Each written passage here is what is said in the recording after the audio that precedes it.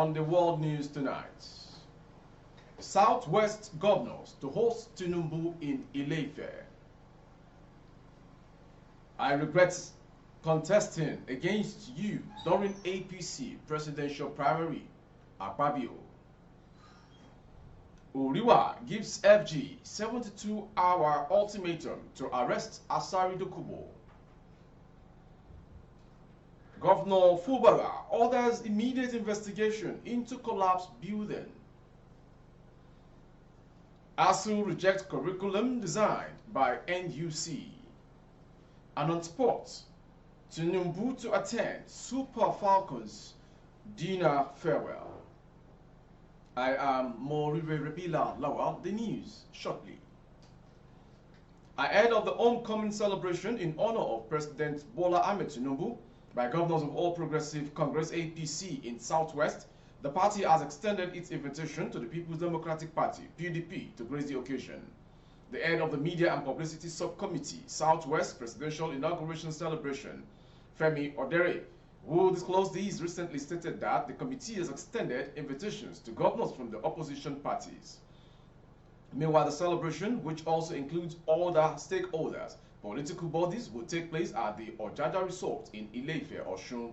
Chairman of the group planning the post-inauguration ceremony, Professor Kayode Familoni, disclosed that governors Biodun Oyebanji Ekiti, Babajide Sanwo-Olu Lagos, and Dapo Abiodun of Ogun are expected to preside over the event, alongside other leaders of the ruling party across the country. He stated that the event was significant to the unity and progress of the country, as exemplified by the new president in his agenda for the country, adding that the people of Southwest were determined to support the administration for success. Familoni maintained that the new president, since his assumption of office a month ago, has demonstrated genuine intention for the development of the country with his policies and programs. Yoruba people, regardless of political affiliation, are ready to support him. The leaders are committed to his success, and you can see what he achieved in 1 month, what some people can't do in 8 years, Familoni said. To the next story, Senate President Godswill Akpabio expressed his regret for challenging President Bola Tinubu in the All Progressive Congress APC presidential primary, acknowledging that he and other aspirants would not have vied for the APC presidential ticket if they had been aware of Tinubu's vision for advancing the country at an earlier stage. Information report that Akpabio, the former governor of Akwa Ibom State, commended Lagos as a role model for development among Nigerian states, emphasizing that the individual who designed the framework for Lagos is also capable of replicating such progress at the national level. Addressing the reception hosted by the Lagos state government in honor of Tinubu on Thursday, the Senate president praised the president's decision, which he believed had been a catalyst for the country's growth. Reiterating his commitment to collaborating with the executive branch, Akpabio vowed to ensure that Nigerians reap the benefit of democracy. Governor Babajide Sanwo-Olu of Lagos, also present at the event, voiced his support for the current administration policies and programs, highlighting the significance of their backing in realizing the dream of a better Nigeria. During a speech, Babatunde Fashola, the former governor of Lagos and immediate past Minister of Works and Housing, assured the president of their unwavering support, assuring him that they were only a phone call away. He emphasized their readiness to serve the president once again, along with the classes of individuals he has mentored. Moving on to the next story. The Human Rights Writers Association of Nigeria, URIWA, has threatened to embark on a national and nationwide strike and protest if the federal government fails to arrest ex-militant Asari Dokubo. The group gave the FG 72 hours to arrest Dokubo. URIWA, in a statement on Thursday by its national coordinator, Emmanuel Onwubiko, said it would mobilize its members to embark on a nationwide protest across all states in Nigeria if the group demands are not met. And to the next story. Rivers State's Governor Siminalayi Fubara has ordered for an immediate investigation into the cause of the collapsed building on Thursday at Rumoke Street off Okilton Junction on Ada George Road, Port Harcourt. A two-story building which was under construction had collapsed on Thursday in Port Harcourt. Although no life was lost, information gathered that 4 persons sustained injury. Fubara, who visited the site of the tragic accident, represented by the Commissioner for Special Projects, Engineer Chukwuemeka Woke, charged the relevant government agencies to question those involved in the project to bring anyone culpable to book. According to the governor, the Ministry of Urban Development is to take full immediate action by conducting site investigations and site inspections, destructive testing and non-destructive testing of collapsed structural elements by the determination of the yield strength of the reinforcements and sieve analysis of the soil at the site to ascertain the immediate and remote causes of the building collapse. We'll move on to the next story. The Academic Staff Union of Universities has rejected the core curriculum minimum academic standards prepared by the National Universities Commission. The union said it was nightmarish, a threat to quality university education, and an erosion of powers of the University Senate in Nigerian universities. A statement signed by the national president of ASU, Professor Emmanuel Oshodeke, on Friday explained that it was inexplicable that NUC prepackaged 70% CCMAS contents were being imposed on the Nigerian university system, adding that university senates, who are statutorily responsible for academic program development, were left to work on only 30%. It stressed that there were growing concerns about the numerous shortcomings and gross inadequacy of the CCMAS documents. ASU is not unaware that setting academic standards and assuring quality in the NUS is within the remit of the NUC.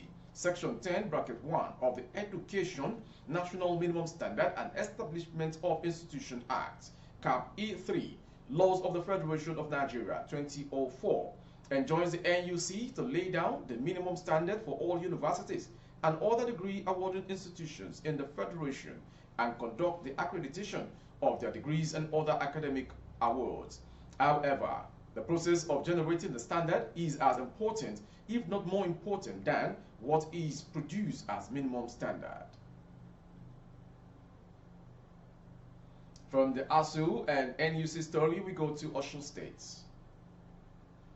Workers in Osun State are lamenting the planned staff audit and workers verification by the state government. The new twist is the insistence of the state government for the workers to produce a record of the bank statements. Information had earlier reported that the Ademola Adeleke administration had notified the state workforce of plans to conduct a staff audit. Governor Adeleke, in a statement signed by his spokesperson, Olawale Rashid, had also assured the state workforce that the audit would strengthen the capacity of the government to satisfy the needs of the workers. The labor unions had kicked against the exercise, accusing the state government of not carrying out the workers along in the proposed audit, though the same labor unions stated that they were not against the exercise. Earlier in the week, the academic and non-academic staff of state-owned higher institutions in a press statement urged the government to decentralize the exercise as it wasn't possible for all the workers to converge in a central location for the exercise. Going on to the next story.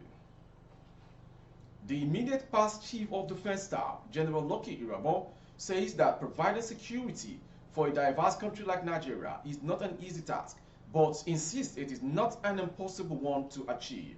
He said this in his valedictory speech during the polling out ceremony organized for him at the Mogadishu cantonment in Abuja on Friday. According to Irabor, the debt the country owes to men and women who serve in the armed forces cannot be paid fully. He expressed satisfaction with his service in the military, saying that he is leaving the armed forces today bigger and stronger than he met it.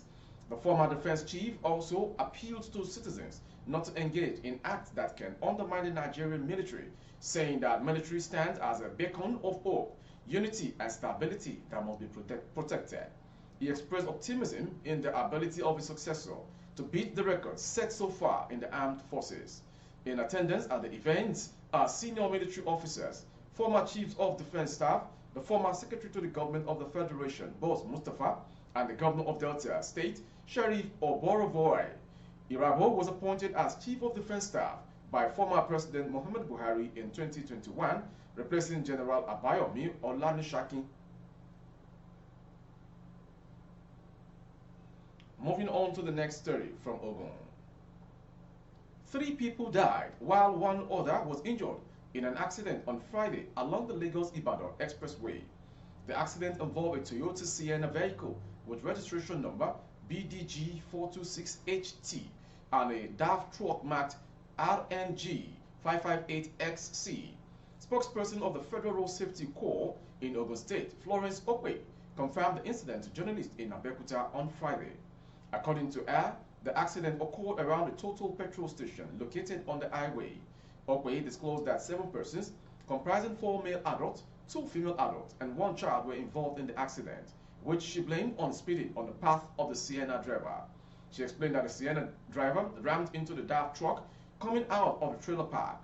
The injured victim was taken to Ishara General Hospital, while the corpses were deposited at FOS Morgue in Paracet.